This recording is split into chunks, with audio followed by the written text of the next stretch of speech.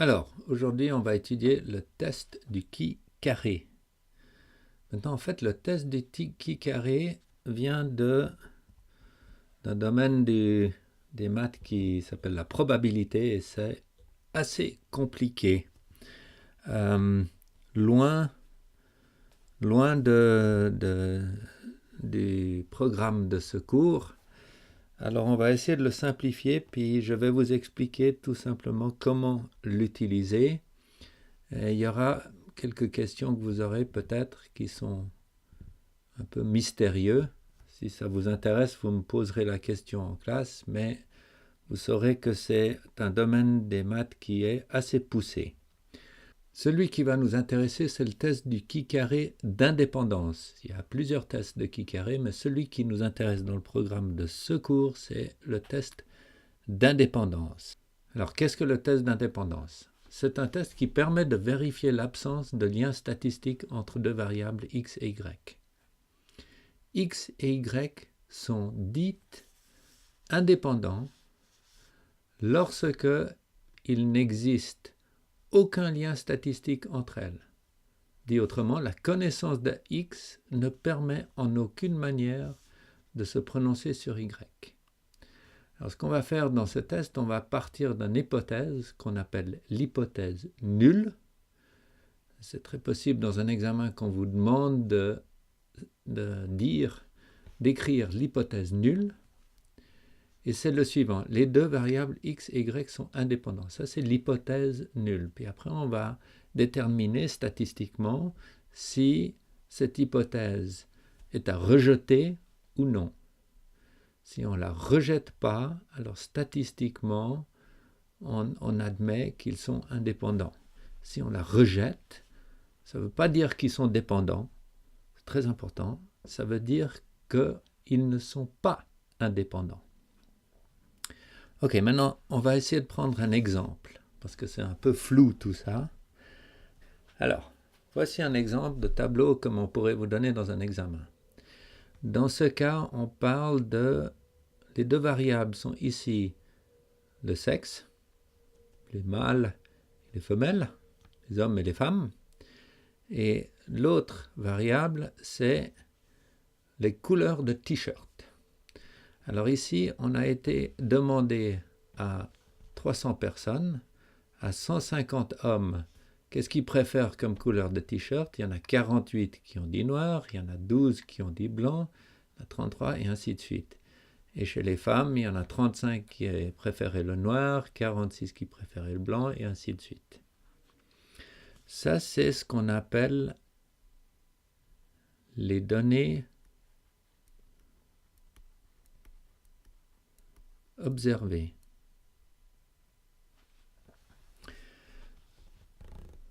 Maintenant, pour pouvoir faire le test d'indépendance, on va faire un calcul statistique par rapport à ce qu'on s'attendrait si ces deux variables étaient parfaitement indépendants.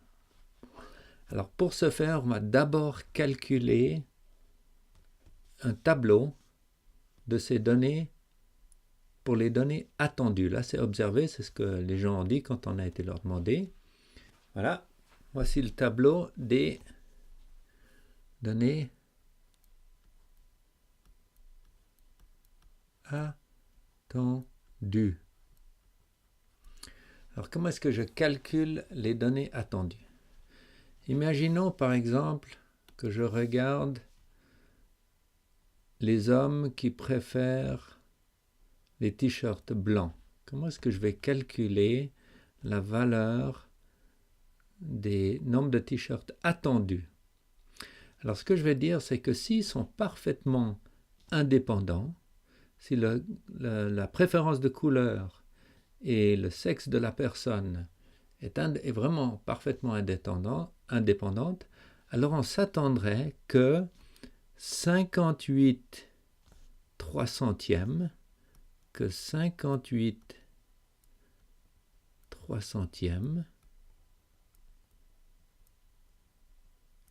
des personnes préfèrent les t-shirts blancs, indépendamment de leur sexe. Et on s'attendrait aussi que 150 300e, 150 300e, des personnes seraient mâles. Donc une distribution égale entre hommes et femmes parce que il y a 150 sur 300, c'est un demi, et un demi des personnes, c'est des hommes. Donc ce chiffre-là, ça va être le pourcentage de 300 qui sont des hommes qui préfèrent du blanc. Et pour avoir le nombre d'hommes, il faudrait que je multiplie encore par 300, parce que c'est le pourcentage fois le total des personnes, c'est fois 300. Et si je fais mon calcul de ça, ça voudrait dire que j'attends qu'il y ait 29 personnes. Et voilà notre 29 personnes. Maintenant, ça, c'est assez compliqué comme truc, mais regardons-le un peu plus près. Si je regarde ce 300-là, je peux... 300 sur 300, ça fait 1. Donc, je peux enlever cela. Donc, c'est la même chose que 58 fois 150 sur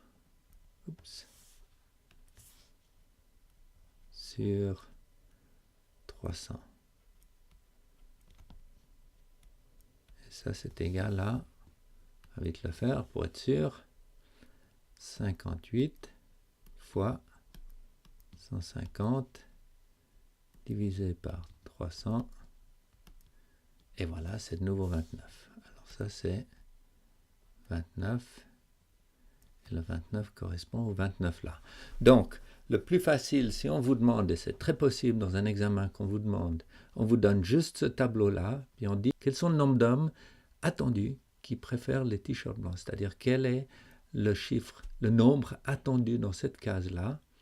Ce que vous faites, c'est que vous prenez le 58, donc le nombre qui est dans la même colonne en total, fois le total de la ligne, total de la colonne, fois total de la ligne, divisé par le grand total en bas à droite, divisé par ça, et ça va vous donner le résultat de la question qui va là-dedans. OK? Première chose. Je vais effacer tout ça pour qu'on voit un peu mieux. Voilà, j'ai un peu fait du ménage et puis je vous ai remis ici 59 fois 150 divisé par les 300 égale les 29. C'est pour trouver la valeur attendue. Maintenant, qu'est-ce qu'on va faire pour le test du qui carré?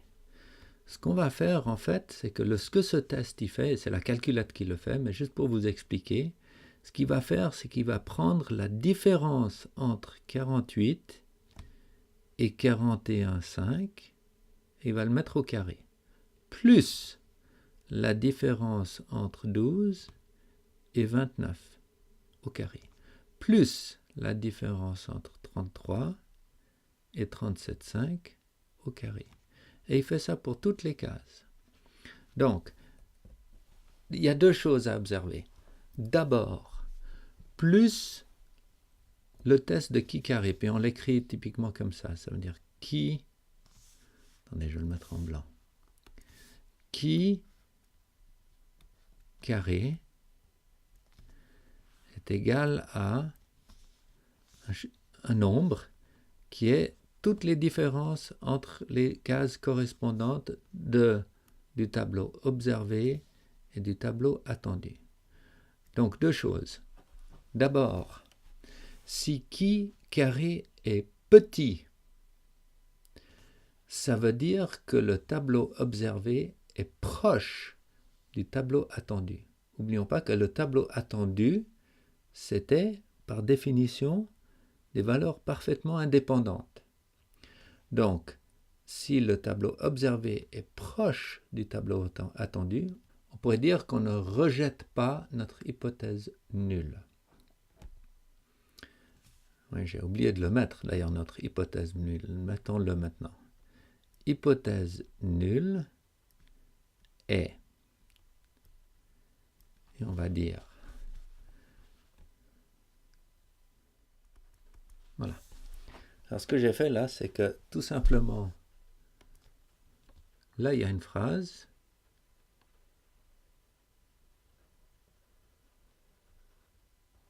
qui correspond à une des dimensions du tableau comme d'homme. Ici, il y a une autre phrase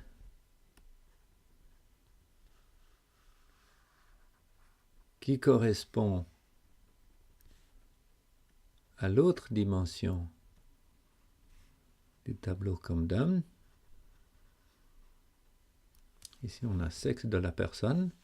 Ici, on a préférence de couleur de t-shirt. Et on met tout simplement les mots « est indépendant » entre ces deux phrases. Et ça marche pour tous les tableaux qu'on peut vous donner.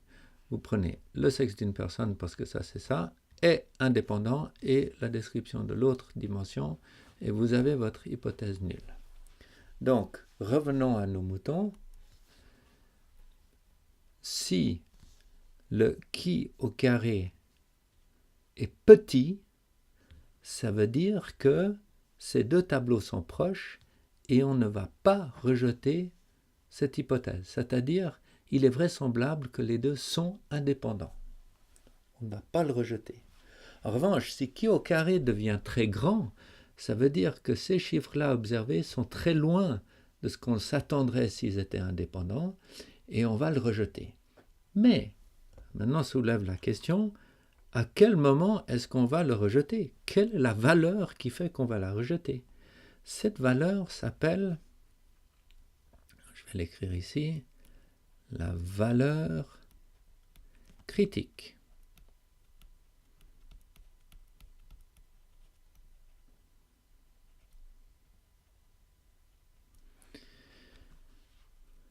Alors, on va tout simplement dire, ça va être un chiffre que la calculette va nous donner, on va dire que si qui au carré est plus petit que la valeur critique, alors on ne rejette pas. Si en revanche la valeur de qui au carré est plus grand que la valeur critique,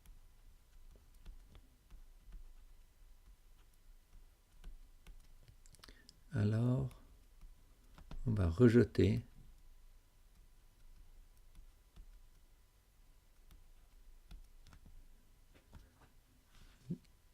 l'hypothèse nulle.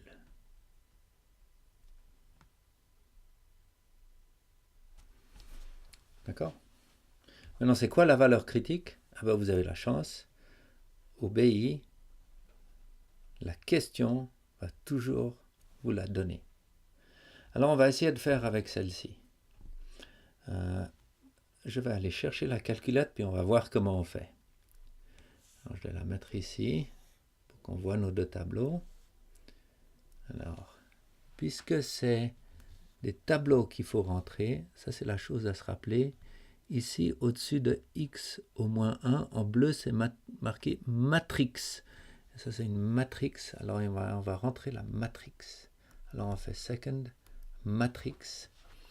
Et on va au bout ici vers edit parce qu'on va rentrer des données. Et je vais choisir, il y a plusieurs matrix, donc je vais choisir A. Et puisque c'est un tableau qui fait 2 lignes sur 4 colonnes, je vais mettre 2, Enter 4. C'est un tableau de 2 sur 4. Les voilà. 2 lignes sur 4. Maintenant, je vais juste rentrer les valeurs. 48,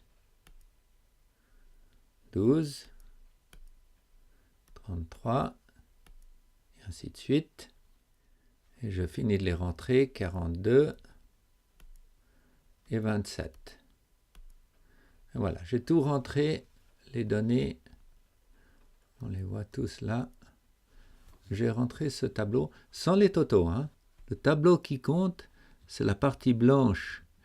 Et dans les examens, souvent, ils ne mettent pas dans une couleur différente la colonne des totaux et puis la ligne ici en bas. Donc, il faut faire attention. Les données qui nous intéressent, ce sont les totaux.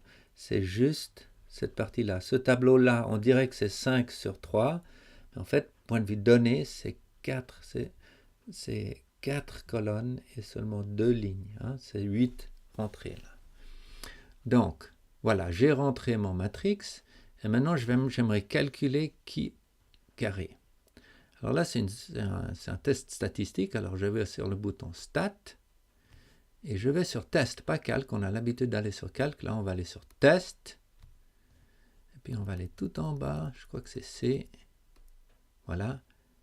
Qui au carré test. Il y a un qui au carré Goff test. Nous, on va qui au carré test. On rentre celui-là. Il nous dit quels sont les observed. Observer, c'est ça. On l'avait mis dans A. Il me demande aussi quels sont les attendus, expected en anglais. Alors là, je le mets dans B. En fait, on n'a pas calculé les attendus. Mais ce n'est pas grave parce que c'est des calculs simples, comme on a vu. C'est la calculette qui va le faire pour nous. Mais il nous demande, vous voulez qu'on le mette où? Alors on va lui dire dans B. Puis après, je vais calculate. Bing, je le fais. Et voilà.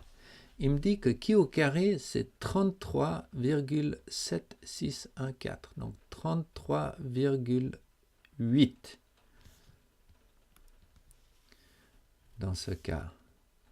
Alors je vais le marquer ici.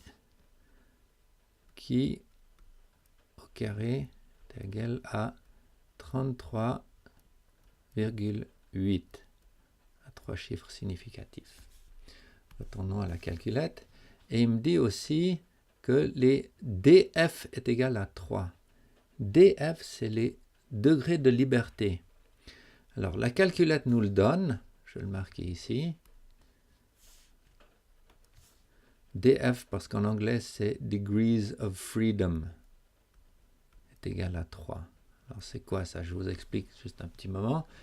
Ici, quand on regarde, si on sait qu'il y a 48 dans cette case-là, on ne sait pas ce qu'il y aura ici. Là, maintenant, on sait que c'est 12, mais on ne sait pas ce qu'il y aura ici. Là, c'est 33. Une fois qu'on sait ces trois-là, parce qu'il y en a 150 en tout, on sait que le dernier va être 57. Donc, sur les 4 colonnes, il n'y a en fait que 3 qui ont de la liberté. Il y a 3 degrés de liberté ici. Donc, quand on calcule les degrés de liberté, on doit éliminer la dernière colonne. Parce qu'en fait, elle n'a pas un degré de liberté. Et c'est la même chose dans les lignes. 48, ça pourrait être n'importe quel chiffre, nombre, mais 35 pas. Elle est définie par le fait qu'il y en a 83. Une fois qu'on sait qu'il y a 48 ici, on sait qu'il y en a 35. Donc, de la même façon, la dernière ligne est éliminée. Donc, on élimine la dernière ligne. Regardez, ce n'est pas les totaux, c'est la ligne de données que j'élimine. Si j'élimine la dernière ligne et la dernière colonne, dans un table qui fait 4 sur 2, en fait, ça me reste 3 sur 1. Donc ici, on a 3 degrés de liberté. Et ça, c'est ce 3-là. OK. Mais comme on a vu, la calculette nous le donne. Donc des fois, il nous demande les degrés de liberté, des fois pas. Alors maintenant, qu'est-ce qui nous manque? Il nous manque la valeur critique. Alors comme j'ai dit, la question va vous dire, dans ce cas, il nous dit que la valeur critique, par exemple, est 7,815.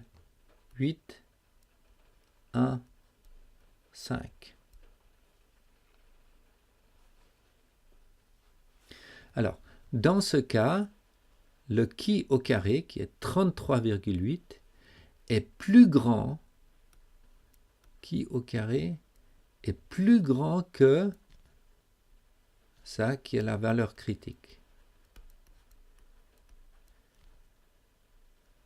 Valeur critique.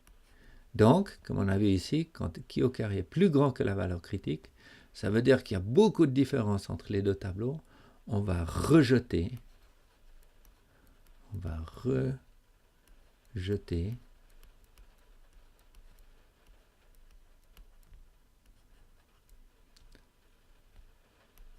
H0. On va rejeter l'hypothèse nulle. Ça veut dire qu'on ne peut pas estimer qu'ils sont indépendants. Il y a trop de différences par rapport à une indépendance parfaite. Et donc, on va le rejeter. Si c'était moins que 7,815, alors on ne l'aurait pas rejeté. Alors, une autre chose. On voit ici qu'on a une valeur P. C'est 2,22 fois 10 à la puissance moins 7. Alors, on va mettre 2 à 3 chiffres significatifs. 2, 2, 2. C'est moins 7. Donc, 1, 2, 3, 4, 5, 6, 7. C'est un petit chiffre, ça. P est égal à ça. Et maintenant, il y a un autre truc, ce qu'on appelle le risque de se tromper. Risque de se tromper.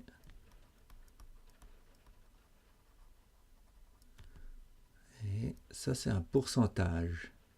En anglais, on dit le significance level. Ça veut dire que de trouver en réalité des valeurs observées qui sont exactement indépendants comme ce qu'on attendrait, c'est pas réaliste.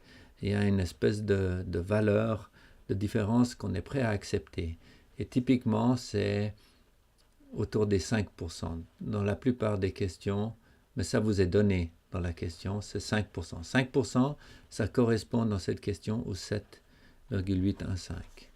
Donc, on peut également vous donner le risque de se tromper, le level of significance, et vous demander de décider si il faut rejeter H0, H nul ou pas. Et dans ce cas, on va rejeter si P est plus petit que le risque de se tromper. D'accord? Donc, on rejette H0. Ici, dans ce cas, on rejette H nul. Donc, moi, je me rappelle comme ça. Ça, c'est quelque chose qui n'est pas dans votre bouquin de formules. Il faut se rappeler. Si les observés et les attendus sont très différents, alors ils ne sont pas indépendants. Et s'ils sont très différents, ça veut dire que x au carré va être grand. Si x au carré est grand, ça veut dire qu'on va rejeter. Quand il est plus grand que la valeur critique, on va rejeter. Et pour la valeur P, c'est dans l'autre sens. Si la valeur P est plus petit que le risque de se tromper, alors on rejette. Donc, dans cet exemple, on a un qui au carré qui est 33,8, qui est beaucoup plus grand que 7,815, donc on va rejeter. Ou si on regarde par la valeur P, P est beaucoup plus petit que 5%. N'oublions pas que 5%, c'est 0,05. Donc c'est à ce nombre-là qu'on doit comparer. 0,001 est beaucoup plus petit que ça, donc on va rejeter H nul. Donc la même réponse entre les deux. Donc ça, c'est la question. Voilà.